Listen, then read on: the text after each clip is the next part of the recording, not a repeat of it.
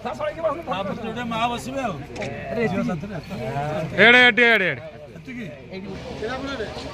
आज सब बहुत खुशी आज जो भली भाव में रज महोत्सव को प्रथम रज दिन एटी पालन करा जाउची।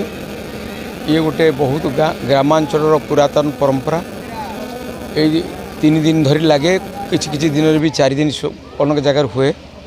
एठी जो मैंने भी बाहर सब गाँव चाकरी कर स्पेशली जो मैंने झील मैंने सब बाहर जगह था से निज गाँव को फेरती समस्त मिलमिशी भोजी भातर व्यवस्था करा जाए आमंत्रण प्रमोदन कार्यक्रम हुए। ये तो मुझे देखिए आज दोली फोड़ी व्यवस्था अच्छी एवं आशा करुँची आज भली दिन में ये भली रज उत्सव पालन करने प्रत्येक ग्राम में निश्चिंत भाव में संपर्क बंधुता बढ़।